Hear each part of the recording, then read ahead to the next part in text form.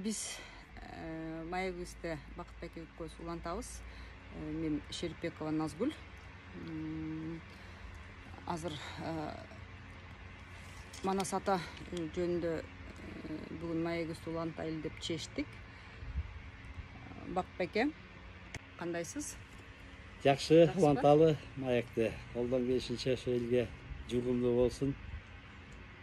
Элге жугумдуу болуш үчүн эмне? Суроолор туздуу болуш керекпи? Туздуу болуш керек. Ana ошондой элге жеткендей болуш керек. Өткөндөгү мурунку видеодо Манас ата деген сөзгө келип туруп анан кийин токтодук элек да. Ошол Маегүстү улантсак, ушул суроону мен сизге көптөн бери дайындап жүрдүм эле да. Манас деген өзү ким негизичи? Анан кайсы китептен, Атомгүлдүн китебинен уктумбу? Манас алтын доорго, адамзатын алтын доорго өткөзүү үчүн келген деген сөздү уккам да. Ошону канчалык чындыгы бар, ошол жөнүндө чечмелеп маек куруп бербейсизби бүгүн? Манас деген өзү ким? Кызык тема да. Аябай кызык тема. Анткени буга чейин Манас жөнүндө биз Баатыр Манасты гана билебиз да жердечи. Ошо да. Баатыр Манас бар, анан Баатыр Манас келди, анан Кытайды чапты депчи. Ошол жагын эле билебиз да. Ал Манас атанын ааламдык күч экенин. Анан бул жерге келгенде да бир ааламдык бир улуу миссияны же улуу кызматты аткарганы келген жөнүндө бүгүн элге бул маалымат жете элек, жеше аз жетип атат. Мисалы ошол эле Атомгүлдүн жазып аткан илиминде бул жөнүндө кеңири берилип атат. Биздин деле ушул илимди алып ушул түшүнүктө Манас атанын энергетикасы деп коет, эми өзүгү келсе күйүп кетебиз да, чынында көтөрө албайбыз. Бирок ошол череш берип аткан, жумшатып берип аткан энергетика аркылуу иштешип атабыз да. Ошон үчүн Манас атадан ушундай бир аяндарды алган күндөрүбүз болот, тапшырмаларды алган күндөрүбүз болот, аманаттарды алган күндөрүбүз болот да. Ушу Манас ата ким деген суроо бүгүн жалпы кыргыз эле таң калтырат болуш керек. Издентет болуш керек да. Себептен баарыбыз эле Манасты эпос катары эле карап, ошону Баатыр катары эле санап калганбыз да. Ошо даже манасчыларыбыз да бул азыр жогорку илимге Манас атанын немесин көтөрө элек да. Баягы энергетикасын көтөрө элек. Алардын баары ушу жердеги энергетика менен бүгүн Манас атаны да кармап турат да. Эгерде жогорку энергетика менен бүгүн кармай турган болсок, же жогорку энергетика көтөрө турган болсок, чындыгында эле ошол айтылгандай Манас ата бул адамзатын бир доордон бир доорго алып өтүүчү күч да, улуу күч да. Ошол бул бизге чейин келет, мурун жаралып келатканда эле Манас атанын бул кызматында же миссиясында бул нерсе бар экен да. Ошон үчүн жанагы канекейни Тайторун чапканы алтын доорго төлгө кылып кыргыз менен өтүшү депчи чабылат да. Жанагы 643 ат чабылчу эле, ошондо кошуп келгенде бир 13 деген сан келип чыгат. 13 сан дегенден мисалы Кытайлар коркот да. Мисалы алар үйлөрүнө да 13 деген санды койбойт го. Себептен 13 деген сан бул ааламдык сан болуп кетет да.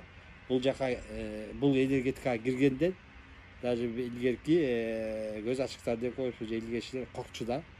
Себептен бул сан өтө алар үчүн коркунучтуу болчу да. Биз үчүн бул сан төлгө болгон, потому что биз 12 мүчөл деп коебуз го, 12 да. Ал 13 санды биз өтүшүбүз керек болчу кыргыздарчы. Ошол өткөндөн кийин кыргыздар жалпы адамзатын алып өткөнгө жол ачылмак да. Ошон үчүн жанагы канекейни Тайторун чапканында бир себептен төлгө кылып ошол кылып калган да. Эгер ошону баштан кууп келсек, ошол убакта эле Манас ата ушул алтын доорго адамзатын алуу өтүү үчүн келген. Мындай айтканда улуу күч болуп саналып калат да. Анан эми ошол мисалы Кудайдын планы деп коелучу, Кудайдын бир ойлогон планы да эми ошо адамзатты алып өтүш үчүн Манас келиш керек да. Анан орто жолдо көрдүбүз баягы адамзат кыргызды чачыратты. Манастын убагындачы. Бир кетти тереңге, бир кетти эреңге деген жерден кыргыз жок болуп кетерде. Ошол убакта кайра Кудайдын планы да бул. Кайра кыргызга Манасты жаратты. Кырк чорону жанындагы ошо замандаштары менен ошо бир топ бир уч күчтү жаратып берди жергечи. Мына алардын келген бизге тийгизген таасиринин аркасында кайрадан кыргыз түптөлүп, кайрадан кыргыз сакталып, кайрадан мына бүгүн алтын дорго көчтөп кыргыз кайра ордуна келип тур да. Бирок ошол убакта айтылган ошо атамкүлдүн эле илиминде жазылган жерин окуп калган жерим бар. Кыргыз кайра түптөлүш керек, кайра күч болуш керек, себептен кыргыз ошол дүйнөнү сактоо үчүн келген депчи. Анан эми бүгүнкүгө салыштыра турган болсок, мисалы кумурскалардын бир маткасы бар да. Бир башкарып турат маткасына арлардыкы деле ошондой го. Ошол сыяктуу бул адамзаттын өзөгү же болбосо бүгүнкү күндө куту ошо манас күчү болсо керек да.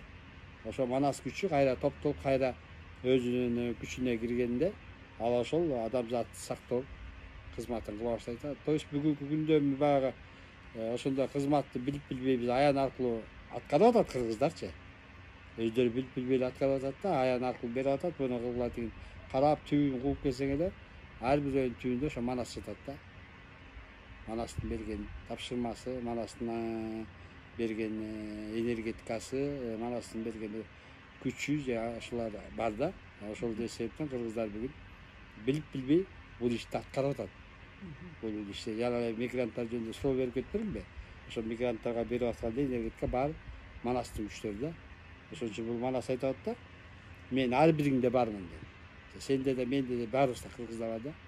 Анан баягы өйдө ылдый болуп кетет. Ошондо кээ биринде ушунда капаланып кеткенде айтып атат да. Ай. Жок дегенде мен ойготчу каныңан деген сөздөрдү айтат да. Ошо эгер мен каныңдан ойгонсом, то есть иштейт элек дегендей сөз айтат да. Ошон үчүн ар бир кыргыздын канында бул касиет генинде ойноп турат да, уктап жатат десек болот да. Ошолорду ойготуш керек болуп атат да. Манас атанын бул аманаты. Ар бир кыргыз өзүн ойготуу керек. Сон. Бактыбек, ошондо эгерде ар бирибиздин каныбызда манастын каны бар болсо, биз ошону кантип ойготушубуз керек анда? Бир уран барбы? Же бир волшебный сөздөр барбы? Ключевой айтып жиберсек эле баягы каныбыздагы манас ойгоно турган. Мисалы бүгүн көп адамдар өзүнүн ким экенин тааныбай атат да. Ошол өзүнүн бул жашоодогу негизи эмне, күчү эмне, кубаты эмне адамдар билбей атат да. Ачан адамдар бул өзүнө кубат топтооду билгенде, же болбосо бул жашоодун негизин тааный баштаганда адамдар бир эле өзү үчүн иштебейт. Анда бир өзүндө күч үчүн иштей баштайт да, өзүндө күчтү ачам деп. Бардык эле адамдарбы же кыргыздар элеби? Бүт эле адамдар бар да, жалпы адамзатты алганда ар бир адамдын ичинде бир күч бар. Ал күчтү биз бүгүнкү күндө Кудай дейбиз да. Кудайды ар кандай түрдө айтабыз да, бирөөбүз айтабыз рух дейбиз, бирөөбүз рух дейбиз, бирөөбүз аны болсо душа деп да коюшат, жан деп да коюшат, ар кандай айтып атпайбы? Мына ошол десе адамдын өзүндө бар да. Мына ошонун ичинде бизде көбүнчө биз бул улуу рухту манас бар деп айтабыз да. Манас каныбызда бар, генибизде бар, баардык жагыбызда бар деп манасты ойготконго аракет кылабыз да. Эмесе ошодон ушул убакка чейин манастын айтылып келе аткан себеби бул кандай болсо да бизди ушул энергетика таза жок болуп кетпей кармап туруш керек болгон да. Убага келгенде ачыш керек болсо, ошон үчүн манас айтып ар кандай нерсе айтып келе берди манас жөнүндө. Бүгүн ошол ачылыш керек. Эгерде ар бирибиздин каныбызда, эгерде эмес, точно эле ар бирибиздин каныбызда манас болуп аткандан кийин бүгүнкү күндө анда ар бир кыргыздын миссиясы адамзаттын алтын дорго алып кириш турбайбы? Ошондой десек да болот. Эгерде ошол биз илимге таянган болсок, анда сөзсүз кыргыздардыкы ошондой болуп калат да. Анан эми азыр карасаңыз, мисалы ошол эле кыргыздарда ойгонуу бүт жакта болуп атпайбы? Ооба. Бүт жакта болуп атат да. Анан эң кызык нерсеси, мени таң калтырган нерсеси, даже ошол эле атамкүлгө түшкөн, анан биз өскөн туш аян берилди македонский деп коет го.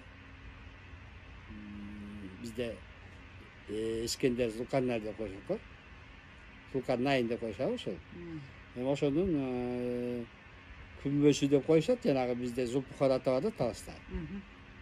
Анын тарыхын биз деле билбейбиз да, мага эл айткан боюнча айтып жүрүт да. Анан качан огондо аяндарды бере баштагандан кийин түшүнө баштадык да, ошол Искендер вулкандан келип туруп, ал өзү жап-жаш жигит экен, андай эле Манастай чоң эмес, бир келбеттүү эмес. Кадимкидей ичке келген эле бир сары алтын чачтуу адам экен. Анан келип бизге аян берип, анан өзүнүн немесин берип атпайбы? Ошол аян берип атканда, аян бергенде эмнеге сен кыргызга бересиз деген түшпөдү көрсө, кыргыздын ошол тоогунда эле ошол жерде мен бекитип кеткен немелер бар дейт, бир мажуку дейби, эмне ушундай бир элди кырган бир параллельный эшиктер ачылып кетип, элди кырган бир адамдар болгон экен да. Ошолордун эшигин келип мен жапкам деп ошо аян аркылуу берип атат. Анан өзүнүн жабдыктарын тапшырып, мына иштегиле, ошол жерлердин баарын карагыла, энергетикаларды баары азыр жукарып атат. Ошондой тапшырмаларды берет да, менимче бизге берет, кыргызга. Себептен кыргызда ошондой миссиялар бар окшойт. Сактап калуу. Мисалы бүгүн Манас ата эле бизди иштетип атпайбы? Мисалы кечээ Афганистандын үстүнө 7 кабат кылып туруп кытайский стена менен энергетика иштетип атпайбы? Жаап, башка Иран менен Американын ортосундагы энергетикасын иштетип атат. Бир жерге Бакай атанын энергиясын деп таштап коет. Ал өтө сабырдын күчү экенин түшүнтүп, бүт жакка кыргыздар ошо аламдагы энергетикалары иштешип атат да. Бул аябай эле кызык тема да. Бирок муну баягы алып чыккан же мындай болду деп доказать эткен киши жок да. Бул баары энергетический болуп атат. Жомок сыяктуу аткарылат, жомок сыяктуу кетип атат. Ушул энергетический башка жактарды тазалаштан мурун биринчи биз кыргыздарды тазалап ойго толгондо жакшы болуп беле дейм да. Мен көбүрөөк болуп беле дейм да. Я Бакытбек. Анын абдан туура имени кыргызды деп карап отурбайт экен, бу жерде баарын тең карайт экен да. Жок, если кыргыздар тазалай турган болсо, биринчи кыргыздарды тазалаш керек беле дейм да. Санын көбөйтүпчү. Тазалап эле атат го кыргыздарды, мисалы ак үйдү канча жолу тазалат. Кайра эле кирдеп калат. Кайра тазаласа эле кайда кирдеп калат. Энергетика экен да. Адамдын оюнан зависит этет экен да. Эгерде адамдын ою бир багытта болуп, баары бир күчкө кошулуп калса, давно эле Манас ойгонмок. Давно эле улуу жашоодо жашамакпыз. Ушунчалык сонун жашоо келгенбиз. Ошо баары биздин ойгонуудан болуп атпайбы? Да, bir жерден окудум да, Бакытбек.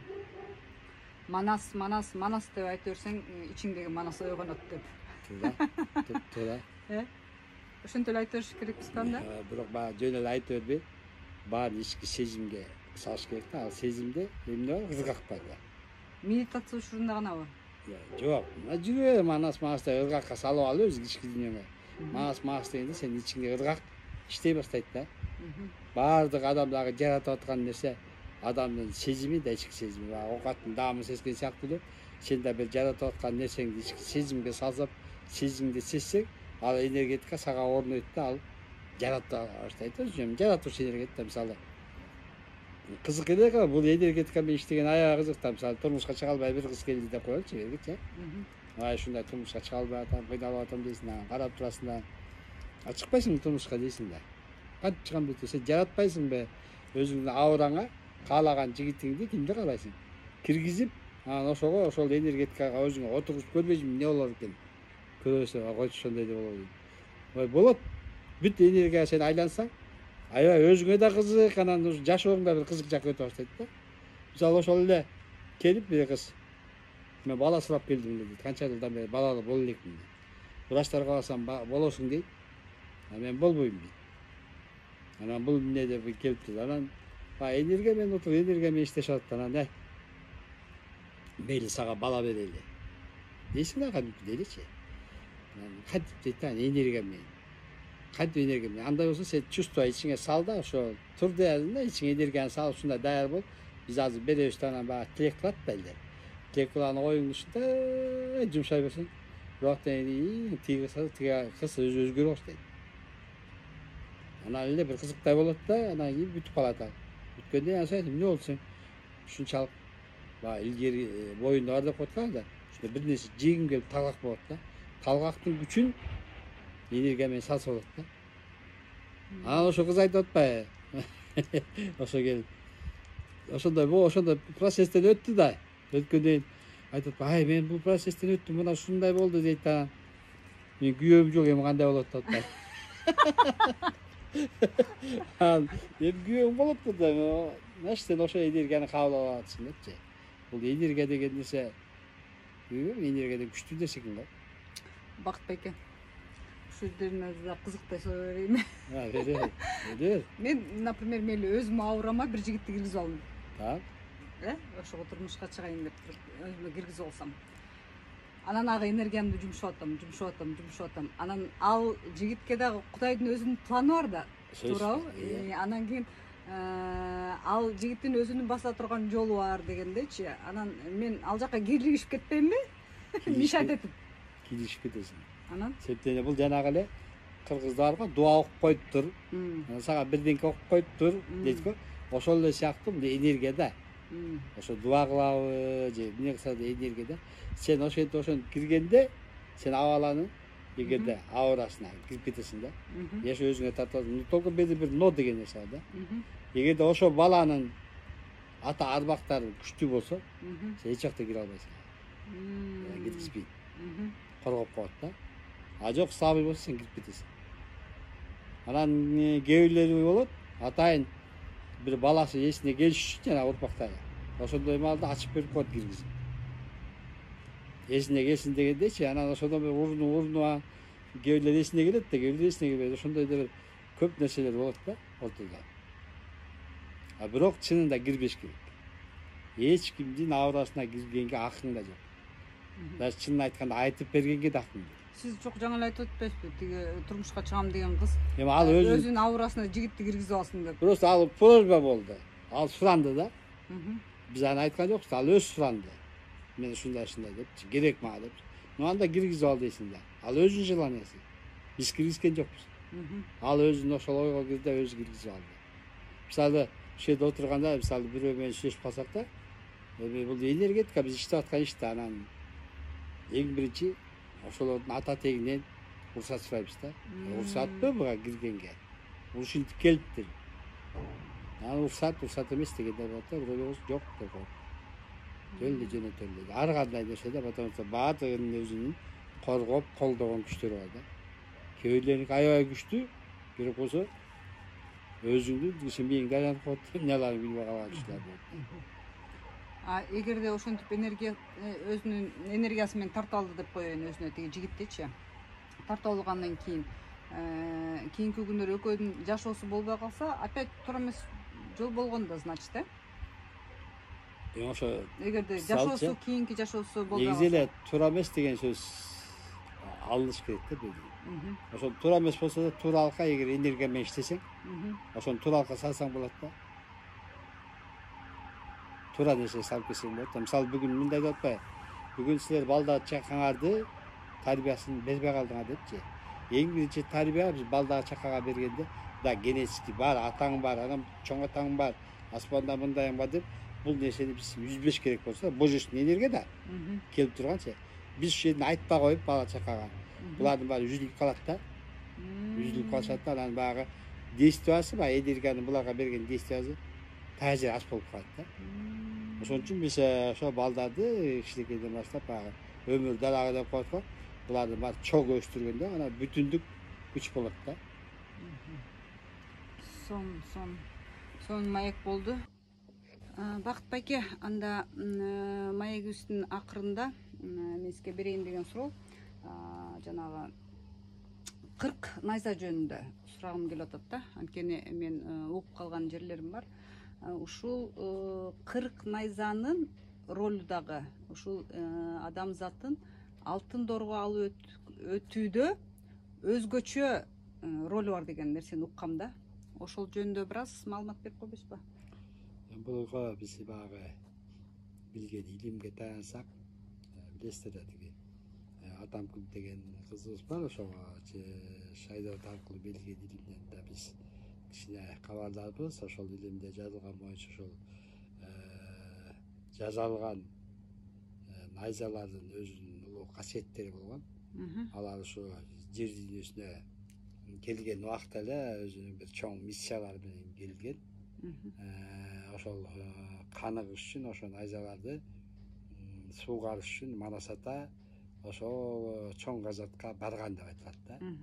Ошол найзалар бир кандайдыр өзүнүн бир кереметине толуш үчүн кан аркылуу суугарылган деп айтылат да. Бирок ошол суугарылып атканда кан аркылуу найзалардын баары бул ааламга кызмат кылгандыктан ошол найзанындан каза болгон же жан тапкан жандардын баары бейишке чыккан деп айтылат.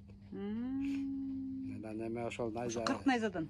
Ошол найзаларды ошол дайындаган убакыт боюнча, кичинекей түшүнүгүбүз боюнча убагы келгенде адамзат ошол алтындорго алып өтөрдө бул абдан керек болгон да, себептен биздин ДНК кубатыбыз ошол эле ааламдагы саманчы жолундагы бир толтоосунда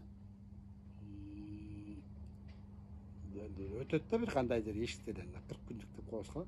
Ошол эшиктерден өтүп атканда ошо 40 найза 45ке турат да.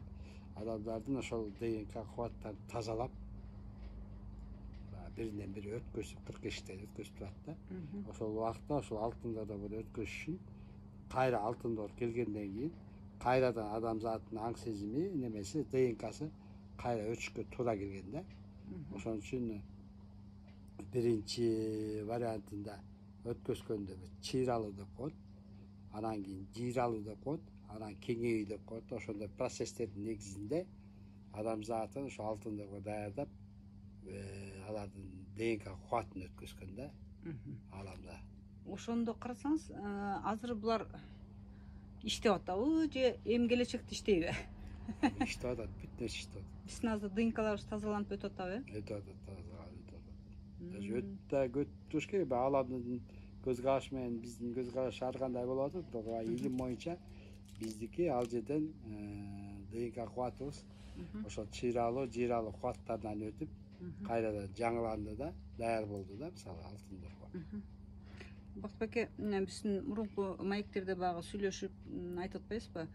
25-жылга чейин баягы өткөйлүү убак болот, анан кийин 35-жылга чейин адамзаты может быть полностью даяр болуп калат деген нерселер болупчу. Бүгүн мен интернеттен уктум. Бир эле секундада алтындорго өтүп кетебиз дегендер. Сиз уктуңузбу? Сизге түштүбү ушундай маалымат? Жок, уккан жокмун. Бул мындай десе алат да. Баягы бир секундада дейт, көз илмемде эле алтындорго өтүп кетебиз дейт. Вот эгерде биз илимди акылга салабыз да, биз эми так акылдан чыгып акылга салабыз дейм. Ал акылга салганда бизде кантип эле деген ойго салабыз да. Кантип эле бир секундда өтүп кетет депчи. Өзүбүз бузуп атабыз. Акылга салсаң, акылга салсаң бул бизде акылга шак келбейт да, туура келбейт да. Кантип эле мисалы любой кишиге айт, любой демесине алайсаң, ушинтип биз замат эле өтүп кетебиз десек, ал ишеме кой. Ишеним жок. Бул үчүн канча жыл керек дейт.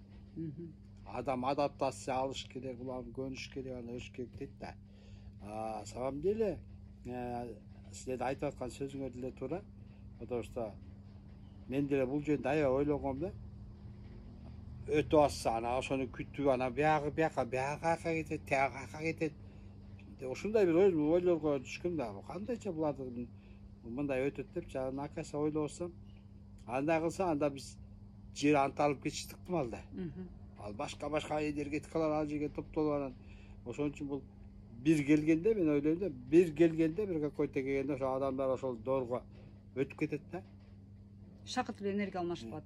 Только өтпөгөндөр да бар да. Өтүп калгандар майла жок. Өткөндөр шак эле өтүп кетет да. Ошо менен аларды баягы энесинен төлөгөндө бала бул дүйнөгө келдим дейт, ал күткөн эмес да, аны төрөлүп калам, окуйм, мындай төрөлөм депчи.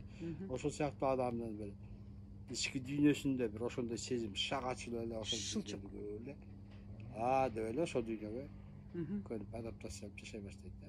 Мен да ушундай деп уктум да, интернеттенчи. Не деп? Ушундай сиз айтканды уктум да, ушундай болот деп уктум да, окудум. Неме, переходдобу? Шылчок болуп эле адамдар бир секунддун ичинде эле аң сезими өзгөрүп, энергиясы өзгөрүп кетет деген нерсени уктум. Ошондой болуш керек, себептен бизге чейинки цивилизациялар окуп калдык, Атлант, Лемур цивилизацияларында мындай болуп өткөн да. Болот деп бизге окшой элдер жүргөн да. Бир ишенip, бир ишенбеген, Нойдун убагында эле ошондой го көпчектер элечи. Анан ой бул качан болмок эле деп анан ошол болгон күнү ады 2 эле күндү көрсөтөт да. Что-то 2 күндүн ичинде ушул десе болуп өтүп кетет да, ошондо айтат да. Баары бир көзүмемде болуп өттү дейт да. Мисалы сиз ошол балда ак жол болсоңуз же ошол ошого көтөрүлүп кете тургандай бир энергетикаңыз ошого жеткен болсо, сиз уктап аткан жериңизден өтүп кеткен болосуз. Сиз болсо керек болсо айтышат ошону көлдө киринип аткан жери менен өтүп кеткен кез же болбосо керек болсо туалетте отурган жеринен эле өтүп кеткен болот да. Резкий. Ошондо карасаңыз, Бактбек, ушул суроо биринин артынан чоалып бир кетип атат да. Атланттардын убагында дагы, лемуристтердин убагында дагы алтын доор болгонбу? Алтын доор болгон точно билбейм, но переход болгон. Бир доордон бир доорго башка переходдор болгон. Энергетикалар келген да, өткөзүш керек болгон да. Ал өтпөй калып, азыркысында бизде кандай болбосун өтөсүңөр деп атпайбы, апарат атпайбы? Ал убакта жок өтпөй калган дейин алар башка эле ошол энергетикага да тартылып кеткен да, мисалы суудун астына тартылып кеткен. Бирок алардын энергетикасы калган эмес. Өздөрүнүн ылайык энергетикаларга алар тартылып кеткен да. Кайсы эмеде айтышат го, лемурийчилерби башка планетага тазалары, арулары башка планетага учуп кеткен. Атлантта ошондой айтылат, Атланттарда, бирок аз эле адамдар өткөн да. А калган баары сууга чөгүп кеткен деп, Сууга чөгүп кетти бизде түшүнүп болсо, как бирок ал жакта деле жашоо бар дейт өлүп калгандай сезебиз да. Жок, алар ошондой эле ушунчалык технологиясы және эле жичке болгон, алар жердин алдына өзүнчө күн жасап алган, мисалычы. Ушундай эле биздикиндей эле жашоосун. Башка вибрацияда жашашып атат. Да, бирок башка. Сонун ошол Манас жөнүндө видеону тартууга деп биздин көрөрмандар суранган экен. Сонун берүү болду деп ойлойм. Сизге чексиз сүйүү, мээрим, ыраазычылык. Өзүңүзгө да. Бактбек, бар болуңуз.